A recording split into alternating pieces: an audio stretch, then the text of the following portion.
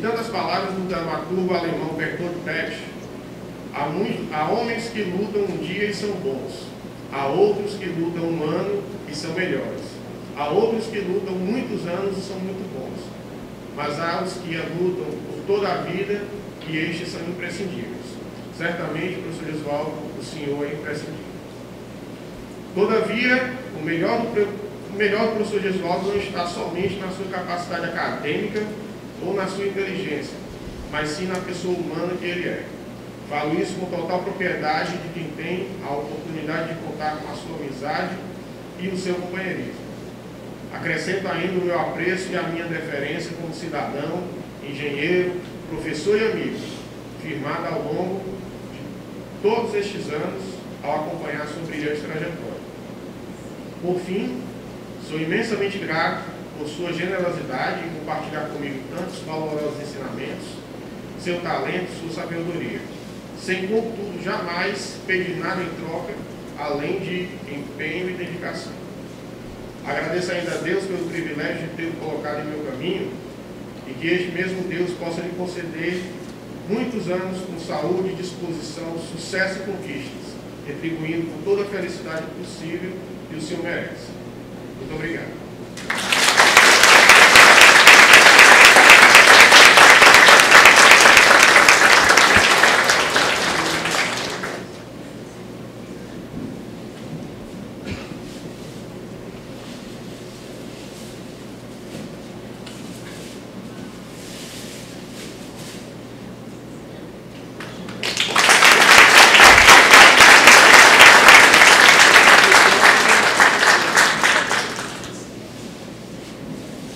Eu queria dizer que são momentos como esse, na vida de um educador, que merece uma reflexão e ao mesmo tempo, a constatação da maravilha que é ser professor.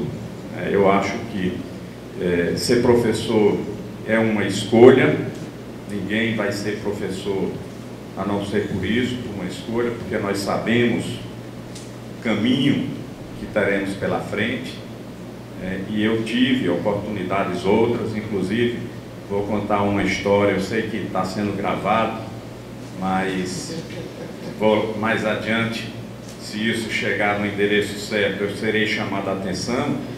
Mas quando eu disse ao meu pai, eu trabalhava numa empresa, uma indústria têxtil muito bem sucedida, e essa empresa exatamente em 1982 tinha um planejamento de duplicar a sua etapa, e foi exatamente no ano que eu estava me formando, né? E havia uma grande expectativa para que eu pudesse ser o gerente técnico dessa nova unidade, e para isso teria que passar entre um ano e um ano e meio fora do país, né?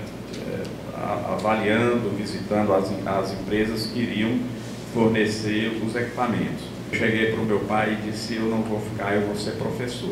Eu tinha recém me formado em engenharia mecânica na Unifor e decidi então ir fazer o mestrado em engenharia mecânica. E o meu pai me disse, é essa parte que ele não vai gostar se ele ouvir, ele disse: você escolheu ser professor, então você vai viver com salário de professor.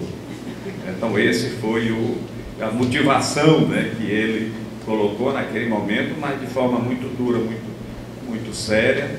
E aí eu comecei a sentir as dificuldades, porque fui viver em Florianópolis, né, uma cidade que eu nunca tinha ido. Eu sou do Juazeiro do Norte, vim para Fortaleza estudar, e fui para Florianópolis viver exclusivamente com a bolsa de mestrado, que naquela época, né, guardadas as proporções aí de correções e tudo, acredito que não representava metade do que ela representa hoje. Então foi um grande desafio, mas a determinação era essa, né? Inclusive saí já com a firme determinação de correr por vias, né, que me conduzisse à área de materiais, à área de metalurgia física, mas aí por uma questão de relacionamento, terminei também conhecendo uma pessoa muito importante na minha vida, que foi o meu orientador de mestrado, e que me conduziu para a área de soldagem, mas eu pude conciliar soldagem com materiais e metalurgia física, enfim, terminei atuando aí de forma híbrida, e naquela época, como não tinha praticamente profissionais na área de soldagem, a perspectiva era muito boa e eu terminei seguindo esse caminho. E quando concluí o mestrado, eu voltei imediatamente para Fortaleza, onde comecei a dar aula na Unifor, fui professor 3 anos do curso de Engenharia Mecânica da Unifor, e ao mesmo tempo trabalhava no NUTEC, que na época tinha um protagonismo muito forte na área de prestação de serviços técnicos especializados para o setor industrial. E comecei a namorar com a Universidade Federal do Ceará. E foi importante, nesse processo, um professor, ele não está aqui, mas ele ainda é professor, tinha sido meu professor na graduação, é o professor Edilson Dias Siqueira, foi um professor muito jovem e também um professor muito marcante na minha formação em engenharia.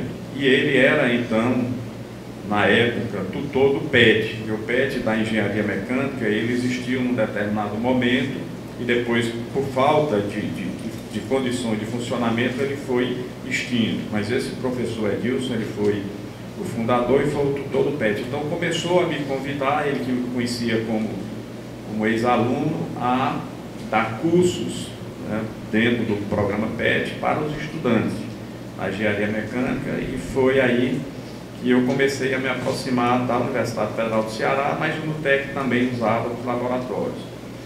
E vocês vejam que também, além da decisão firme do que vai fazer, é preciso também ter sorte. Eu me considero uma pessoa de muita sorte, porque nessa época que eu estava no NUTEC, eu concorri a uma bolsa para passar 6 meses no Japão.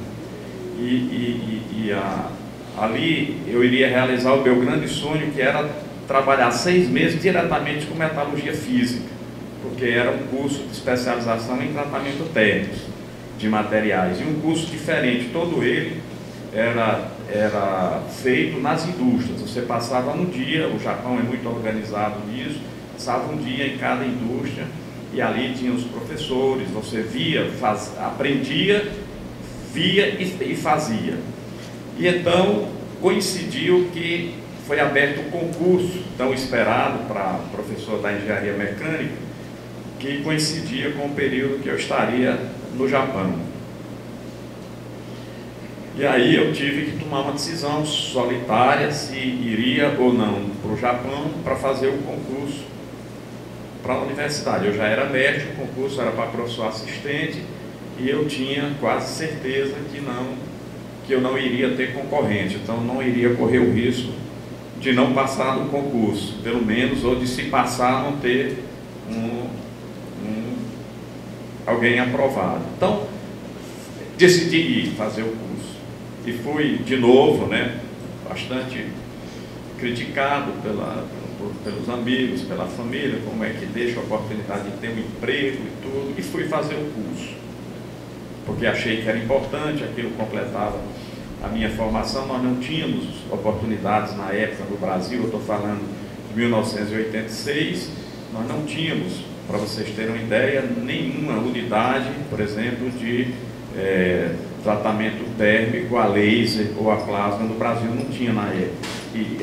E era uma oportunidade também de aprofundar um pouco, porque lá também tinham alguns módulos de soldagem, principalmente de soldagem por feixe de elétrons e soldagem a laser, que também no Brasil não tinha. Então eu decidi ir.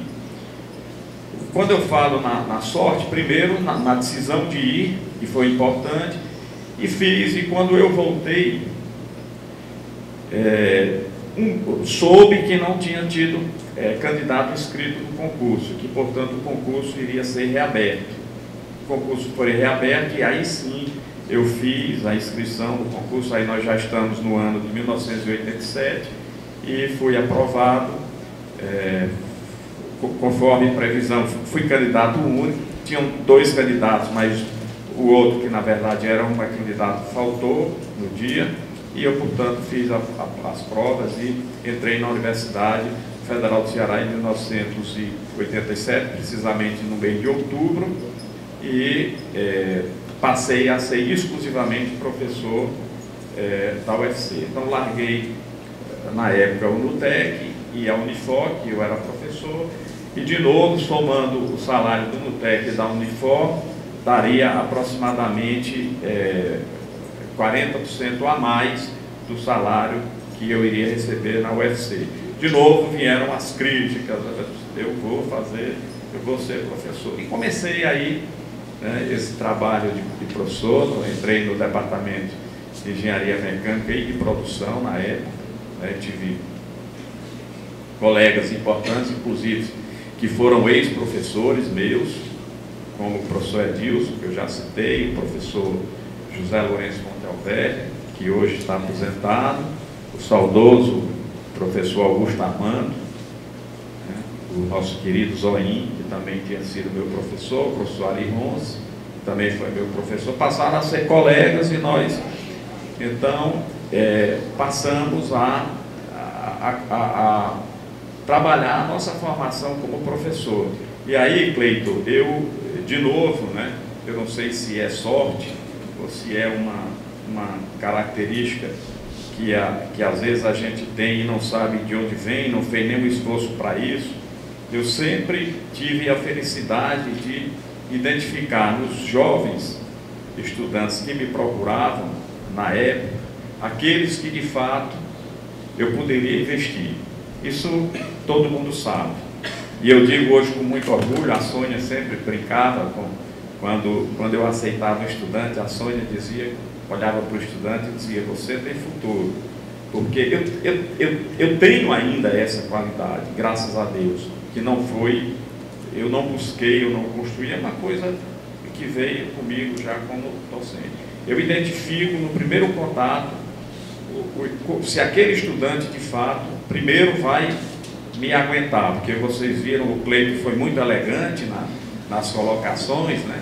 Mas eu nunca fui uma pessoa, na relação com os estudantes, de facilitar, né? Sempre tensionando para ver até aonde aquele estudante vai, se de fato ele quer trabalhar, né, dentro da lógica que nós colocamos, que eu vou falar rapidamente, no nosso laboratório. Mas talvez tenha uma influência de uma pessoa que eu tinha todas as razões do mundo para não citar hoje.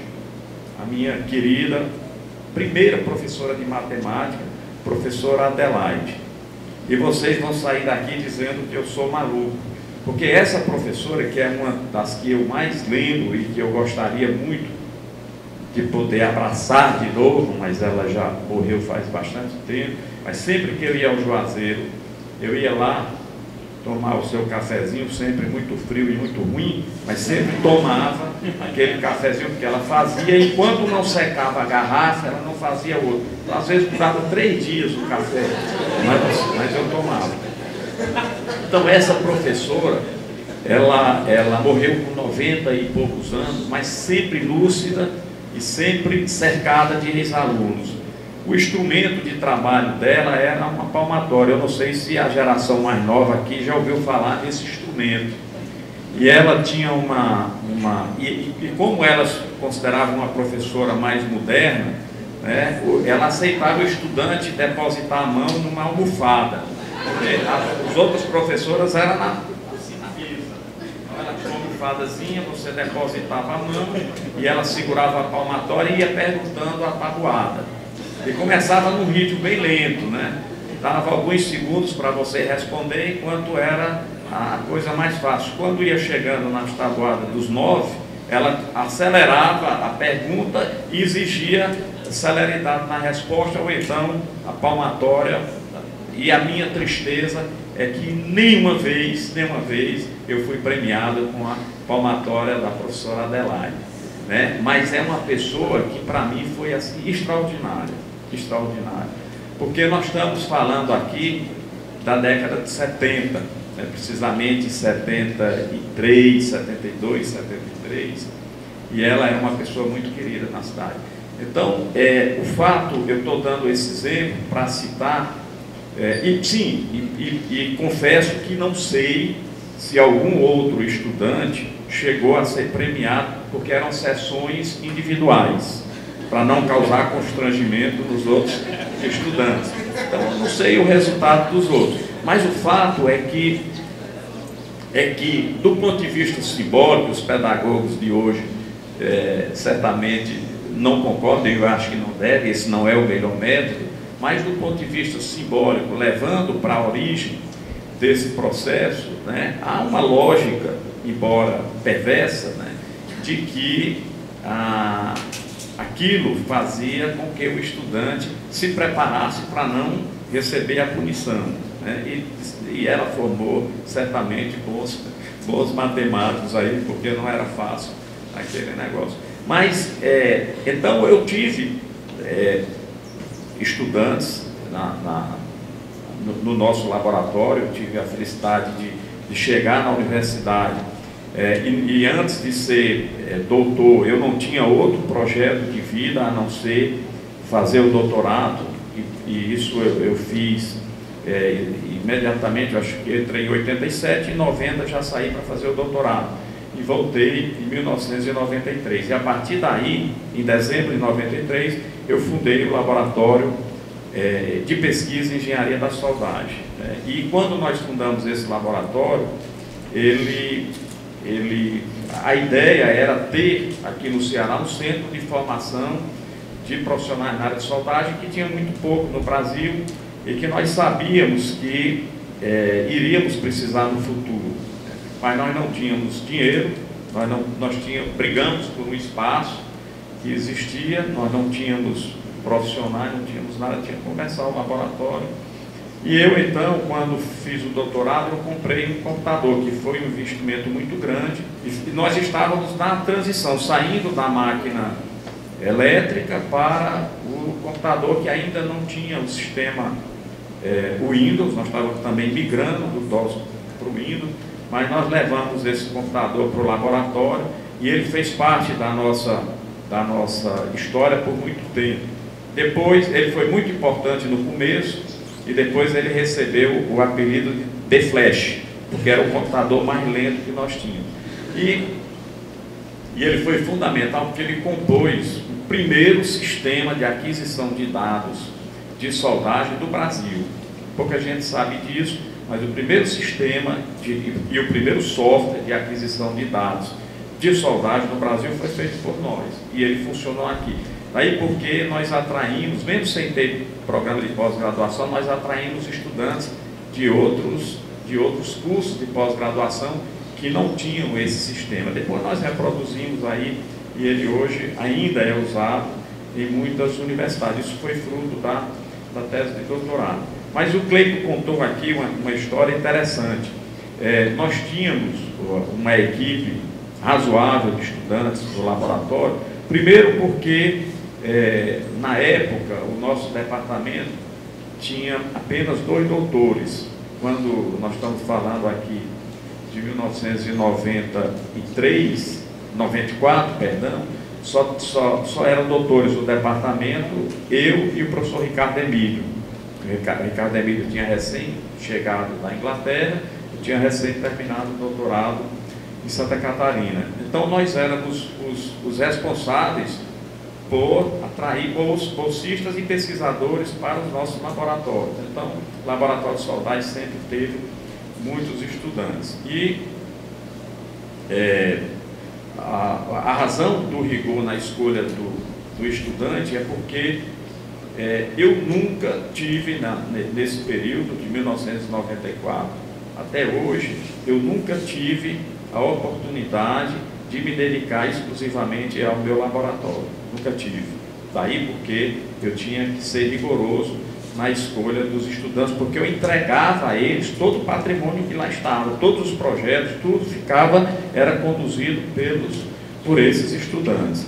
Então, me lembro muito, né, e para mim é uma felicidade enorme, uma emoção muito grande ter sido lembrado desse projeto, porque não há nada mais significativo para um professor, né, do que receber uma homenagem, né, de seus estudantes. Então, eu sempre tive muito orgulho de estar, né, eu acho que de 1994 até eu sair da graduação, quando eu fui para a vice-reitoria, todas as turmas que eu ensinei me fizeram homenagens na graduação, então, no momento da formatura. Então, isso era motivo realmente para que eu fizesse reflexões e continuasse investindo muito no papel de educador, que é o que, de fato,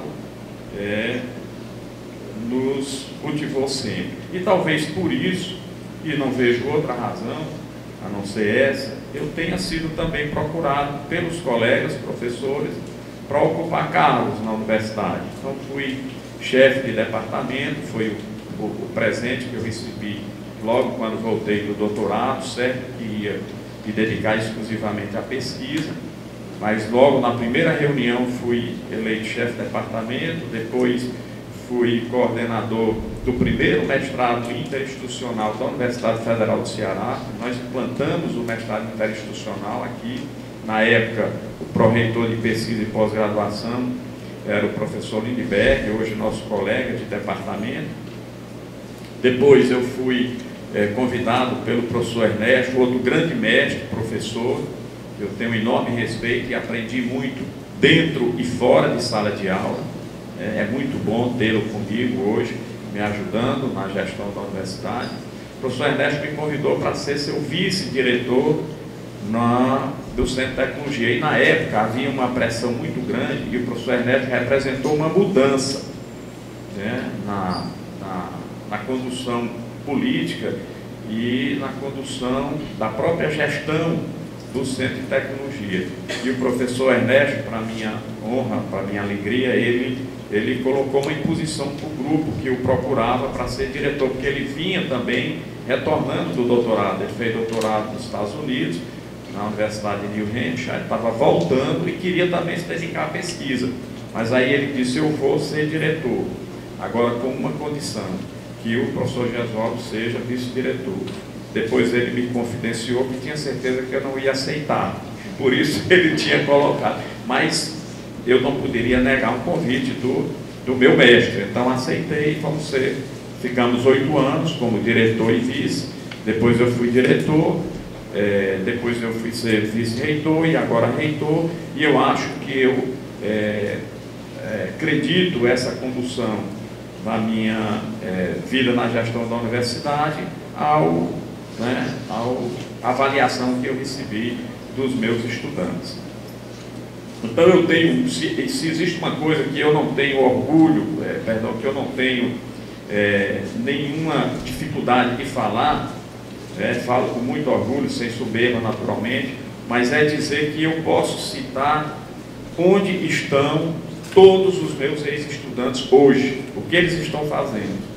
E eu escolhi alguns aqui para homenagear, não vou falar todos para não cansar, mas eu vou falar de estudantes que eu trabalhei com eles, ou no mestrado, ou no doutorado, ou nos dois casos, no mestrado e no doutorado. Então o Cleiton já se apresentou aqui, foi meu aluno, como ele disse, desde a iniciação científica até o doutorado, né? E hoje é professor doutor do Departamento de Engenharia Metalúrgica e de Materiais e é pesquisador, bolsista de produtividade e pesquisa do CNPq. Professor Hélio Cordeiro de Miranda, né? Também outro, tem uma história muito parecida com o Cleiton, peguei ainda no primeiro ano, né? Ele também vindo da antiga escola técnica e é professor doutor, né? Departamento de Engenharia Metalúrgica de Materiais, bolsista de produtividade e pesquisa do CNPq. O Cleiton e o professor Hélio foram meus alunos do laboratório e hoje são meus colegas do laboratório, todos dois professores do laboratório, que ainda tem o professor Marcelo, que está ali, que não foi meu aluno, mas gostaria muito que tivesse sido, mas aprendemos muito juntos, que compõe a nossa equipe, que também é pesquisador, né, bolsista de produtividade e pesquisa do CNPq. O Temístocles de Souza Luiz, que foi um dos que dormiu no laboratório naquele dia, e eu trazia um dos mais importantes pesquisadores da área de metalurgia do Brasil para visitar o laboratório, e de fato encontrei esta cena que o Cleiton acabou de falar. Mas isso porque um pouco antes eu tinha dado um prazo fatal para que eles terminassem os trabalhos de laboratório sob pena de serem jubilados do laboratório. Então, estava lá o Temístocles, que hoje é professor, doutor, né, professor da Universidade Federal do Espírito Santo. Tem o Carlos Eduardo Aguiar Lima Rodrigues, que foi durante mais de 10 anos aluno nosso do laboratório, hoje é professor doutor da UFESA e engenheiro da Petrobras. Alessandra Góes Luciano de Azevedo, que foi minha aluna de mestrado e foi minha aluna de doutorado, professora doutora da Universidade Federal de Sergipe. O professor Carlos Alberto Mendes da Mota, que foi nosso aluno de doutorado, primeiro aluno de doutorado do laboratório, um dos fundadores do laboratório, professor doutor da Universidade Federal do Pará. O Eduardo Magalhães Braga, foi nosso aluno de mestrado, também desse período, hoje é professor doutor da Universidade Federal do Pará. O Vinícius Salles Rocha, foi nosso aluno de mestrado, bolsista do laboratório também por 10 anos, hoje é doutor, engenheiro da Petrobras. Todos esses são doutor em soldagem, todos. Então, a comunidade de soldagem, o Davi Sampaio Correia, foi um dos primeiros bolsistas do laboratório, foi meu aluno de mestrado, hoje doutor, engenheiro da Petrobras. O Willis Machado Aguiar, que nos honra aqui com a sua presença, foi um dos grandes, né, excelentes estudantes que eu tive, hoje é professor, doutor, né, já aposentado, muito jovem, do Instituto Federal do Ceará, mas é membro da nossa equipe do laboratório, trabalha conosco no laboratório. O professor Willis foi nosso aluno de mestrado. Edivan Cordeiro de Miranda, entrou também muito jovem no laboratório, sempre trabalhou no nosso laboratório, terminou este ano, né, foi o último aluno de doutorado que defendeu comigo, hoje é professor, doutor aprovado na UFESA, né, e um jovem talento aí preparado para os grandes desafios da soldagem da metalurgia física. A Celina Mendes foi nossa aluna de mestrado, hoje professora doutora, trabalha na Universidade Federal do Rio Grande do Norte. O Flávio Herculano foi nosso aluno de mestrado, foi aluno recentemente de doutorado do professor Hamilton, né, orientado do Pedro, trabalha com o professor Hamilton, para nossa felicidade, técnico da universidade, doutor em engenharia mecânica. Aí tem o Eliomar Torres Martins, que foi nosso aluno de mestrado, junto com a Universidade Federal do Rio de Janeiro, onde nós trabalhamos dentro de um mestrado interinstitucional, engenheiro, mestre, trabalha no técnico. O Ricardo José de Oliveira Nunes também foi nosso bolsista do laboratório, fez mestrado em engenharia mecânica. Então, esses foram os que eu lembrei, mas eu quero lembrar aqui, porque está presente, os outros alunos que não passaram no nosso laboratório e que talvez eu lembre mais deles do que eles de mim. E eu queria fazer também essa homenagem aqui à professora Diana, que está aqui, né, que foi minha aluna no curso de Engenharia Química. Eu também, com muito prazer, fui professor do curso de Engenharia Química, fui professor do curso de Engenharia de Alimentos e fui professor do mestrado em Engenharia Elétrica, além da Engenharia Mecânica. E tive ainda a felicidade, como eu disse, uma pessoa de muita sorte, de estar presente em momentos importantes, como o momento em que nós decidimos criar o curso de graduação em Engenharia Metalúrgica de Materiais, o curso de graduação em Engenharia Metalúrgica, do Departamento de Engenharia Metalúrgica de Materiais, que nós temos aqui alguns alunos, outros já saíram, que foi uma conquista muito importante para o nosso Estado, em função do que se projeta para o Norte e Nordeste em termos de crescimento na área metalúrgica de materiais. Bem, então, na verdade, Cleito, eu guardarei, pode ter certeza, as emoções que sinto hoje por essa homenagem, né? Eu que já estou um pouco distante da sala de aula, mas sempre trabalhando para melhorar as condições de sala de aula, nunca esquecendo a minha missão maior, né, de professor, que eu levarei comigo sempre, já, digamos assim, naquele time, né, que já está se preparando para outros projetos, né? Dificilmente eu retornarei mais aquilo que me projetou na minha vida, mas certamente não é o fato de ser reitor, não é o fato de estar à frente dessa grande instituição que me deixa orgulhoso. O que me deixa orgulhoso são manifestações como essa. Os meus estudantes, são os encontros que eu tenho com eles, como tive recentemente com o Duda, como tenho sempre nas viagens dentro do avião com os nossos ex-alunos que estão na Petrobras, que são professores, e que nos abraçam e que agradecem o pouco que nós fizemos, né, e a orientação que nós demos na trajetória de cada um deles. Eu acho que nessa avaliação que eu faço hoje, e agora para fechar o link com aquela conversa com meu pai, a conversa que nós temos hoje, nós temos uma relação muito próxima, e ele sempre foi um homem que lutou muito, nasceu muito pobre, teve problemas difíceis na infância, ficou órfão com 10 anos, teve que correr atrás, e sempre, portanto, valorizou muito o dinheiro. Ele nunca teve a oportunidade de estudar, porque o tempo ele tinha que optar entre estudar ou então sobreviver, ganhar dinheiro para sustentar, inclusive ajudar a mãe, que era lavadeira e tinha 10 filhos. E ele hoje, a gente conversa e eu digo, olha, aquela orientação que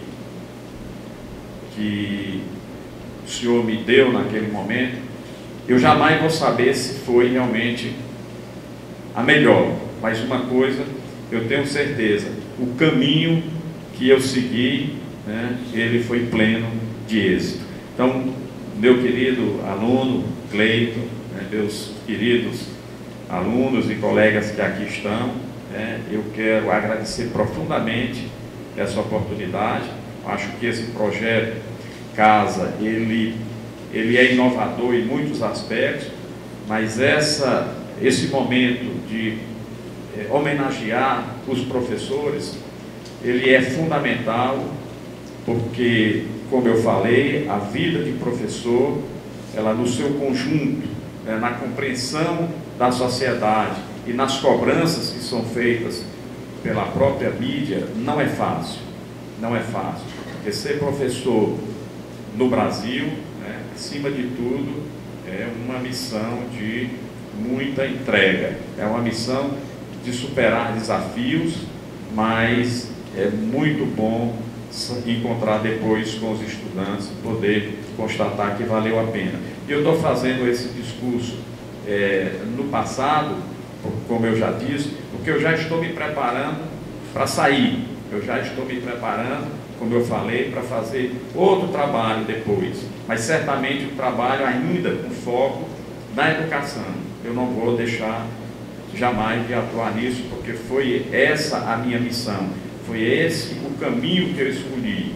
É um caminho que me trouxe muitas alegrias e essa foto que o Cleito apresenta aí, ela diz tudo desse processo, né? Ela diz tudo, porque esse prêmio que nós recebemos da Petrobras, ele foi fruto de um trabalho artesanal, né? Foi um trabalho feito, teve a participação do professor Alciberto, eu não sei que ele está aí, e que quando o Cleito me procurou, ele vinha com um misto de expectativa, mas ao mesmo tempo, né, de descrença, né? Porque nós estamos comparando o que era feito aqui, né, no nosso laboratório, ainda em implantação, com o que era feito lá na COP, dentro dos laboratórios já patrocinados pela Petrobras, e nós concorremos com todos esses trabalhos. E felizmente o trabalho do Cleiton foi premiado, foi uma festa muito bonita. Eu não tinha esse registro, né? E acho que não tinha momento mais oportuno, Cleiton, e eu vou guardar isso na minha galeria de homenagens, né, que eu tenho dos meus ex-alunos, para registrar os dois momentos, aquele e este agora. E quero concluir dizendo que quando eu digo que estou saindo, porque ainda tenho naturalmente 2 anos e meio como reitor da universidade, mas eu estou me referindo à missão de professor, né? Nós vamos deixar aí marcado para a nossa universidade uma grande conquista. Primeiro foi a formação de profissionais, para poder dar à nossa área de soldagem sustentabilidade em todos os setores, na parte acadêmica, na parte de industrial, né? E para isso nós estamos construindo, vamos concluir esse ano, né? E depois dessa reunião nós vamos ter, desse momento nós vamos ter uma reunião para tratar disso.